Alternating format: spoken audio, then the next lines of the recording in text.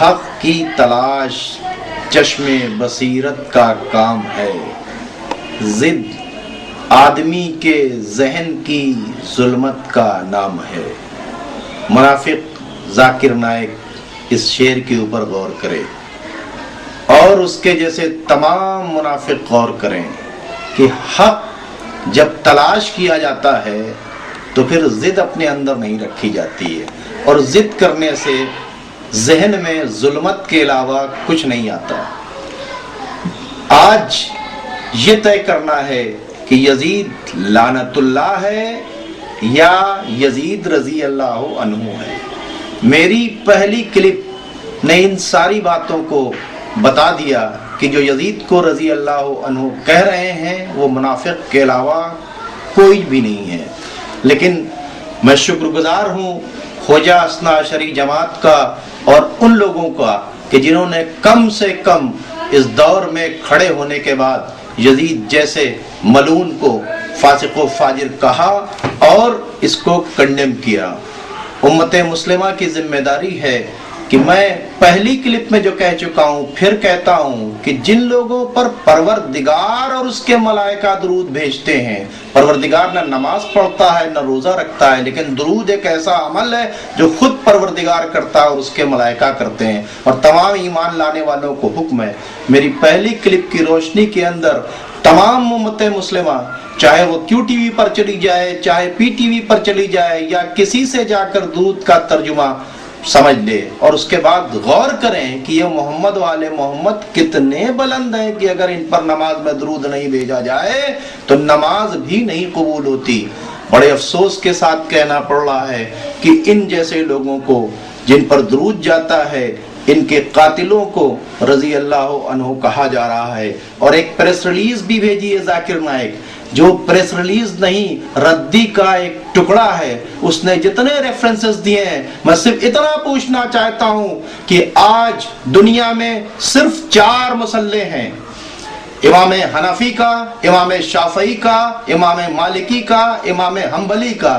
دنیا کے جتنے بھی علماء اہل سنت کے لوگ پیدا ہو جائیں، ان 4 مسلوں کے روشنی میں اپنے آپ کو غور کریں گے۔ ان کی فقہ انہی 4 مسلوں سے چلتی ہے، اور فقہ اثنا عشری کے یہاں الگ مسلح ہے۔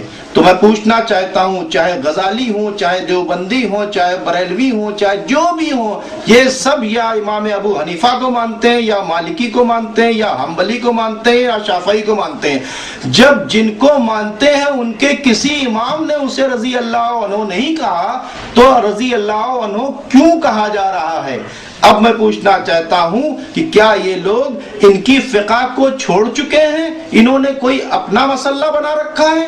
آئیے ذرا دیکھیں کہ یزید نے کیا کہا۔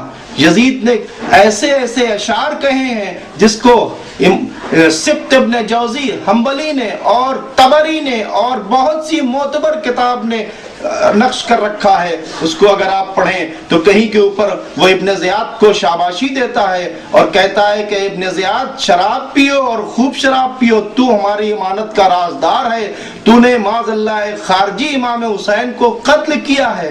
اس کے علاوہ ایک شعر تو اس کا بہت زبردست ہے جس میں اس نے کہا ہے کہ نہ کوئی رسول ہے اور نہ کوئی وحی آئی تھی، معاذ اللہ محمد مصطفیٰ صلی اللہ علیہ وسلم نے حکومت حاصل کرنے کے لیے ڈھونگ رچا تھا۔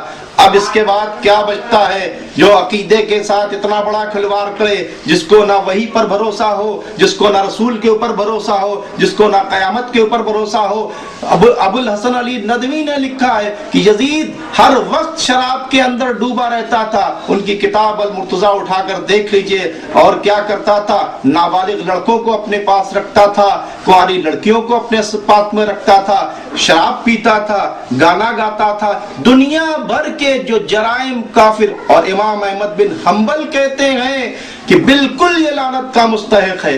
کوئی کہے یا نہ کہے، لیکن ایک بات بتا دیں، قرآن کا کھلا ہوا اعلان ہے کہ جس نے اللہ اور اللہ کے رسول کو اذیت دی وہ لعنت کا مستحق ہے۔ میں تمام امت مسلمہ سے پوچھنا چاہتا ہوں کہ رسول کو اذیت دینے والا جب سلمان رشدی بن سکتا ہے، رسول کا کارٹون بنانے والا جب جس کے پتلے جلائے جا سکتے ہیں، تو جس نے رسول کے گھر کے اندر آگ لگایا، رسول کی اولاد کو تنگ کیا، ان کو قتل کیا 3 دن کا بھوکا اور پیاسا، وہ رضی اللہ عنہ کیسے ہو سکتا ہے؟ ذاکر نائک بتائے کہ وہ شافعی ہے کہ حنبلی ہے کہ مالکی ہے کہ حنفی ہے، کون ہے؟ اس کو بتانا پڑے گا کہ وہ کس کے مسلح کے اوپر چل رہا ہے۔ اس کو دکھانا چاہیے کہ شافعی نے یہ کہا، مالکی نے یہ کہا، حنبلی نے کہا، حنفی نے کیا یہ چاروں ائمہ اربعہ سے بلند ہو گیا ہے؟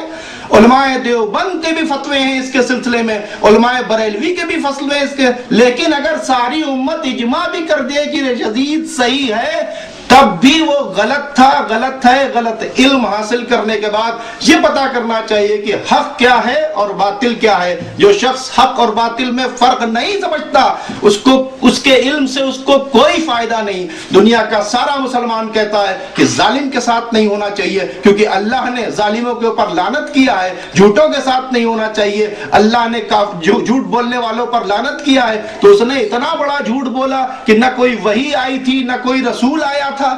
جس نے اپنے عقیدے کا علل اعلان کر دیا اس کو رضی اللہ عنہ کہا جا رہا ہے۔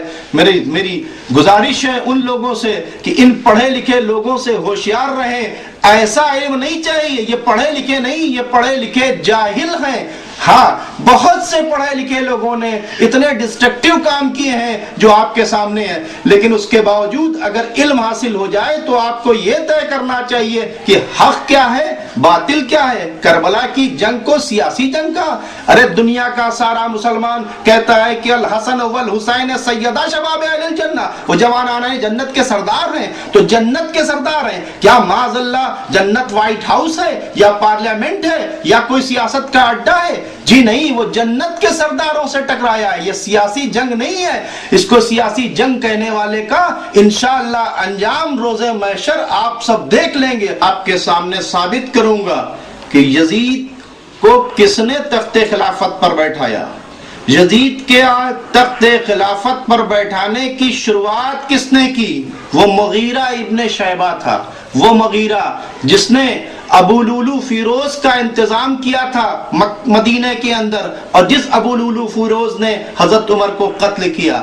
مغیرہ ابن شعبہ کو جب معاویہ ڈسمس کرنا چاہتا تھا تب مغیرہ ابن شعبہ نے کیا کیا کہ ایک یزید کو ولی عہد بنانے کا پرپوزل دیا، جس کو سننے کے بعد معاویہ خوش ہو گیا۔ اس کے مطلب یہ کہنا چاہتا ہوں کہ مغیرہ ابن شعبہ وہ ہے جس نے قتل حضرت عمر کروایا، اور مغیرہ ابن شعبہ وہ ہے جس نے یزید کا پرپوزل دیا۔ یزید شرابی، فاسق، فاجر، زانی، واقعات حرہ کرنے والا، خدا کی قسم واقعات حرہ کے سلسلے میں سبت ابن جوزی لکھتے ہیں کہ ایسی دست درازی کی کہ ہزاروں ناجائز بچے پیدا ہوئے۔ آپ پڑھیں تو کہ یزید نے کیا کیا۔